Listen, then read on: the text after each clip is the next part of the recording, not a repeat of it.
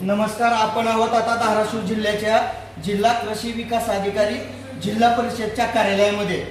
मागील 3 महिन्यापासून धाराशिवचा युरिया कुठं मुरला याचा पाठपुरावा करत असताना आम्ही आपल्याकडे वेळोवेळी वेगवेगळ्या प्रकारचं स्टिंग ऑपरेशन करून या कार्यालयाचा पर्दाफाश करण्याचं काम केलंय.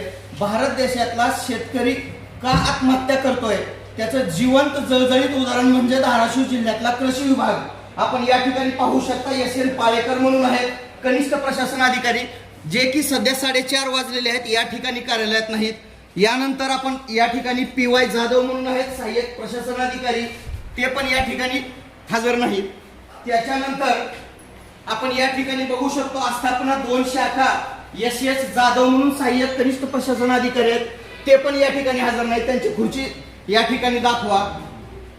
त्याच्यानंतर एस.एल. सोमनवार म्हणून आहेत लेखा भांडार शाखेचे, त्यांचीही खुर्ची दाखवा. भारत देशातल्या शेतकऱ्याची आत्महत्या करण्याची वेळ काय येते तर त्या ठिकाणचं कृषी विभाग असेल. भारत कृषी प्रधान देश म्हणला जातो. कृषी प्रधान देशामध्ये सुद्धा या ठिकाणी श्रीमती व्ही.एम. नायकवाडी म्हणून आहेत कनिष्ठ सहाय्यक, या ठिकाणी त्यांचीही खुर्ची आपल्याला रिकामी दिसून येते. या ठिकाणी या खुर्चीला नाव नाही, नक्कीच ह्यांनी नावे असतील. यानंतर आपण या ठिकाणी बघू शकताय आस्थापनेला सगळ्यात महत्वाचं म्हणजे आवक जावक डिपार्टमेंटला सुद्धा कुणी नाही. या ठिकाणी आवक जावक डिपार्टमेंट मध्ये झंगे साहेब म्हणून आहेत, ते पण सध्या गैरहजर आहेत. त्याच्यानंतर वरिष्ठ सहाय्यक एस पाटील यांचीही खुर्ची दाखवा. यांची तर खुर्ची उलटी आहे, त्याला दिशा सुद्धा या ठिकाणी यांच्या आस्थापनेच्या विभागाच्या बाजूला नाही, कॉम्प्युटरच्या बाजूला नाही. या ठिकाणी आपण दिसू शकतोय.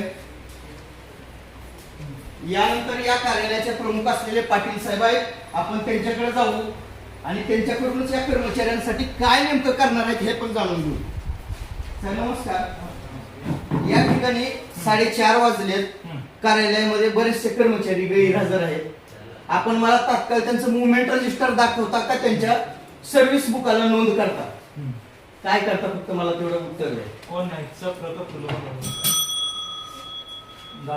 आपण उठून बघितलं तरी समजेल साहेब. जवळपास या ठिकाणच्या निम्म्या खुर्च्या रिकाम्या आहेत.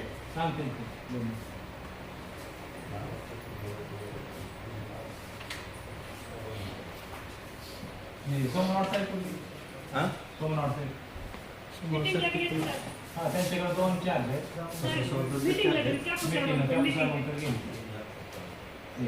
साहेब आजारी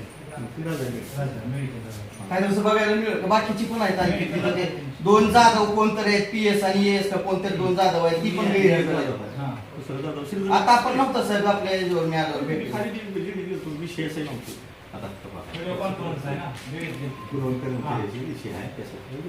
तसं काय नोंद आहे का तिथं मुवमेंट रजिस्टरला? खाली जीडीत जायला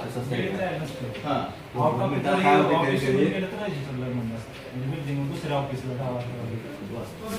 बरं, मी एक निवेदन दिलं साहेब आपल्याकडे. धाराशिव जिल्ह्यातल्या ज्या कृषी दुकानदारावर आपण निलंबनाची कार्यवाही केली त्यांच्यावर कुणाला असा गुन्हा नोंद झालाय का? गुन्हा नोंद फक्त एसवी ऑफिस करू शकतं, हे ऑफिस करू शकतं. बरं. आणि आपण काल परवा मी तुम्हाला एक फोनद्वारे एक सुद्धा संपर्क साधला होता. 7,883 मेट्रिक टन खत शिल्लक आहे म्हणून आपण उत्तर दिलं. ती खत कुणाला विकला ह्याची मी माहिती मागितली होती. ती न करता ती माहिती तर दिलीच नाही. परत पण आपण प्रेस नोट काढली 5,500 मेट्रिक टन मागवले आणि त्यातला बराचसा खत हा जवळपास माझ्या माहितीनुसार 2600 टन काहीतरी काल परवा खत आला असेल अंदाजे. त्यामध्ये आपण खत दुकानदाराच्या गोडाऊनमध्ये न शिफ्ट करता या ठिकाणी ITI कॉलेजच्या शेजारी असलेल्या महामंडळाच्या वखारमध्ये शिफ्ट केलं. तुम्हाला फोनवरून कल्पना दिली, त्याची पण माहिती घेऊन माहिती देतो म्हणून.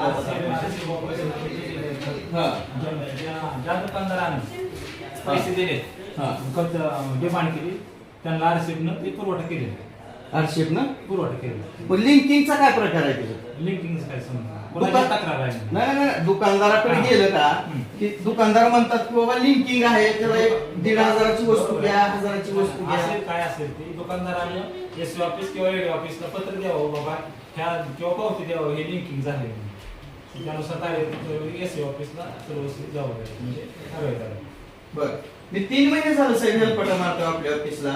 3 महिन्यामध्ये आपण 7,883 मेट्रिक टन खत नेमका कुणाला विकला ह्याची आतापर्यंत का माहिती दिली नाही मला? माहिती म्हणजे फक्त कृषी सेवा केंद्राकडून माहिती घेऊ शकते नाही, पण आपण त्या कृषी सेवा केंद्राला पत्र काढलं होतं ना, काढली त्यांची मग आणखीन पण माहिती आली नाही का? मग दिरंगाई दप्तर दिरंगाई केलेल्या एखाद्या दुकानदारावर पण आपण फौजदारी गुन्हा का नोंद केला नाही? फौजदारी गुन्हा नोंद करायचे फक्त अधिकार जे लायसन ऑथॉरिटी आहे त्यांनाच आहे का? आणि तसं कळवलं एससी ऑफिसला सांगितलं. अहो साहेब, एका दुकानदारानं प्रिन्सिपल वाढ करण्यासाठी 6 महिने वर्ष झाले, त्यांची सुद्धा प्रिन्सिपल वाढ नाही ती. तसं तुम्ही कळवलेलं मला पत्र दाखवा बरं. प्रिन्सिपल वाढ गुन्हा नोंद करण्यासाठी तुम्ही जे पत्र काढले ना, प्रिन्सिपल वाढ करण्याला हे ऑफिस जबाबदार नाही, जे लायसनिंग ऑथॉरिटी ना प्रिन्सिपलला वाढ करणार ते आहे मला माहिती आहे, पण तुमच्याकडे गुन्हा नोंद करण्यासाठी तुम्ही जे पत्र काढले म्हणतायत ना, ते फक्त पत्र द्या ना मला. खत उत्पादक म्हणजे खत पुरवठादाराला फक्त आम्ही याद्या सादर करा आणि अशा प्रकारे उडवा उडवीची उत्तरं जिल्ह्याचे जिल्हा कृषी विकास अधिकारी या ठिकाणी देतात. आपण बघू शकता 3 महिने झालं फक्त यांना मी एकच विचारतोय की युरिया कुठं मुरला, खरा युरिया कुणी मुरवला असेल तर हे अधिकारी जबाबदार आहे त्या युरिया मुरवण्यात धाराशिवचा.